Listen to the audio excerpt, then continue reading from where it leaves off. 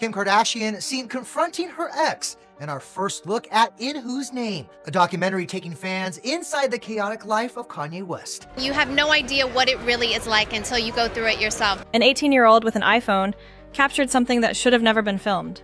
For 6 years, he documented every breakdown, every threat, every moment of a marriage collapsing in real time. Over 3,000 hours of footage that Kim Kardashian probably wishes never existed. I'm off my meds for 5 months now. Your personality was not like this a few years ago. And what those cameras caught wasn't just controversial, it was heartbreaking. The documentary is called In Whose Name, and it shows the exact moment Kim realized she didn't recognize the man she married anymore. It's a calling by the universe. Never tell me I'm gonna wake up one day and have nothing. What you're about to hear will completely change how you see their divorce. This wasn't about tweets or public embarrassment. This was about a woman watching the father of her children choose his illness over his family. I'm off my meds for 5 months now. Those are the first words you hear in the documentary trailer. Not 5 days, not 5 weeks. 5 months without medication for bipolar disorder. We can talk about that later, but It ain't no but. This is just the beginning right here. And Kanye West says this, knowing he's being filmed, knowing millions will eventually hear this confession. But here's what makes it even more disturbing. He says it like he's proud of it, like going unmedicated for 5 months is some kind of achievement. This is a father of 4 children bragging about refusing treatment that could help him be the husband and father his family desperately needs. Back in late April, Ye appeared to crash out over their child custody agreement after claiming earlier in the year that his kids were taken from him by the, quote, Kardashian mob. Kim's response tells you everything you need to know about what their marriage had become. You can hear her voice breaking as she says, "Your personality was not like this a few years ago." She's not talking to Kanye, the artist, or Kanye, the celebrity. She's talking to Kanye, the husband, Kanye, the father. And she's essentially saying, I don't know who you are anymore. Kim and the former couple's 4 kids make brief cameos in the trailer, cut from 3,000 hours of never-before-seen footage captured over 6 years. But it gets worse. Much worse.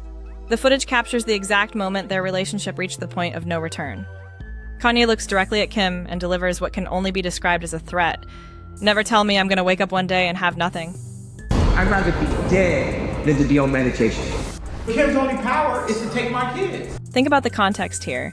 This is a man who's been off his medication for months. Speaking to his wife about losing everything, Kim tries to de-escalate the situation with, "We can talk about that later, but Kanye cuts her off aggressively. It ain't no but. This isn't a conversation between 2 people trying to work through their problems. This is one person making threats while the other desperately tries to keep the peace. The impact of his mental illness, They're killing our ability to think outside of the box. I decided to run. I almost killed my daughter. and his collapsing marriage with Kim. And you can hear in Kim's voice that she knows exactly how dangerous the situation has become. Remember, this footage was shot by 18-year-old filmmaker Nico Ballesteros, who had been given unprecedented access to their private lives. He probably had no idea he was documenting the collapse of one of Hollywood's most famous marriages. But what he captured was the raw, unfiltered reality of living with someone who refuses treatment for mental illness. No, the Jewish media. Throw the boots on with it.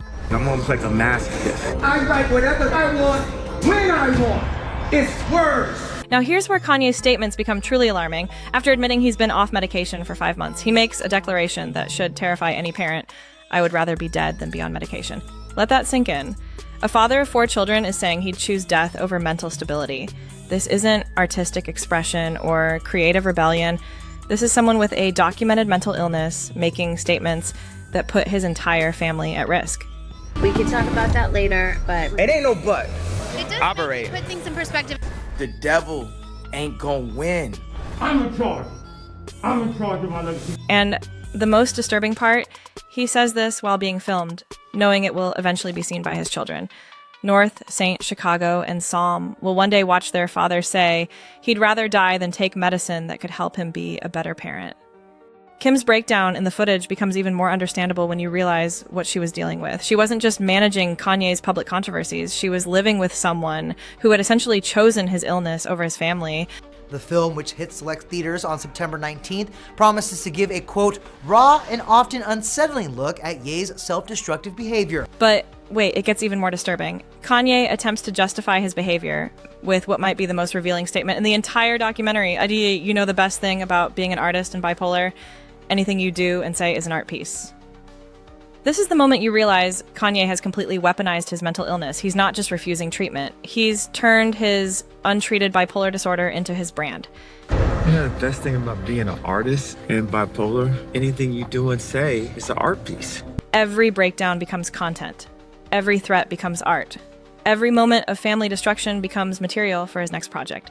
He continues, either they destroy me or I destroy it. I'm almost like a masochist. I write whatever I want when I want. It's words. This isn't someone struggling with mental illness. This is someone celebrating it. He's turned self-destruction into a performance, and his family became unwilling participants in his show. She filed for divorce in 2021, 5 years after he was diagnosed with bipolar disorder. The footage reveals that Kim wasn't just dealing with Kanye's mental health issues. She was dealing with someone who had convinced himself that being unmedicated made him more creative, more authentic, more artistic. How do you help someone who believes their illness is their superpower? The 6 years of filming captured moments that the public never fully understood. We saw the headlines about his presidential campaign, his controversial statements, his anti-Semitic tweets. But this documentary shows how it all connected, how each controversy was part of a larger pattern of untreated mental illness. I'm gonna go get these kids, man. I'm gonna go get these kids. I'm talking to the lawyers. There's footage of his Sunday service gatherings where he appears to be finding spiritual healing. But then you see him in private moments, refusing medication and making threats to his family.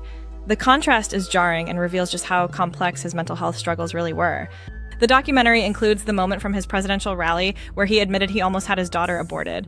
But seeing it in the context of 6 years of footage, you realize this wasn't just one shocking statement. It was part of a pattern of using his family's most private moments as public content. As for Kim's take, her priority is the well-being and safety of her children and to protect them from being around Kanye's controversial behavior. Nico Ballesteros was just 18 years old when Kanye gave him unlimited access to document his life. Armed with nothing but an iPhone, he spent 6 years filming some of the most intimate and disturbing moments in celebrity history. He accumulated over 3,000 hours of footage during what would become Kanye's most controversial period. There was no agenda, no filter, just real, raw moments, the producer explains. But what Ballesteros captured was far more than anyone bargained for. He documented the complete unraveling of a cultural icon and the devastating impact on his family. Kim Kardashian seen confronting her ex in our first look at In Whose Name, a documentary taking fans inside the chaotic life of Kanye West. The most revealing detail, Kanye approved of this footage being made into a documentary. According to Ballesteros, Kanye texted him about the film, saying, "It was like being dead and looking back on my life." He's fully aware of what this footage shows and he wants the world to see it. Now you understand why Kim filed for divorce in 2021. The public assumed it was about his controversies, his tweets, his public outbursts. But this footage reveals the real reason. She was living with someone who had completely changed, someone who refused to take medication and had begun making threats.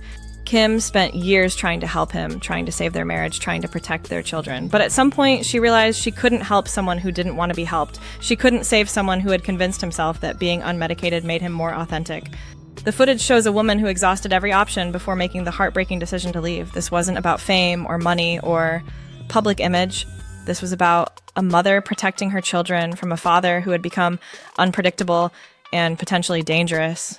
In Whose Name hits theaters on September 19th, and it promises to show a side of Kanye the world was never meant to see. After watching this footage, you'll understand why Kim fought so hard to protect their privacy. You'll also understand why she ultimately had no choice but to leave. The documentary forces us to confront uncomfortable questions about mental health, family responsibility, and the cost of fame. Should this footage even exist? Is it educational or exploitative? And what responsibility do we have when someone with global influence refuses treatment for mental illness? But perhaps most importantly, this documentary serves as a warning about what happens when untreated mental illness meets unlimited resources and global influence. The cost isn't just personal, it becomes public, it becomes content, and ultimately it becomes someone else's tragedy. Kim Kardashian's breakdown in this documentary isn't just about the end of a marriage. It's about a woman who spent years watching someone she loved choose his illness over his family. It's about the impossible position of trying to help someone who believes their mental illness makes them more creative. So what do you think about this whole situation? Do you believe Kim was right to document these moments and eventually leave, or should she have continued trying to help Kanye despite his refusal to take medication? And should footage like this even be released to the public, considering it involves children and mental health struggles? Let me know your thoughts in the comments below. And if you found this breakdown as eye-opening as I did, make sure to hit that subscribe button because this story is far from over. Thanks for watching, and I'll see you in the next video.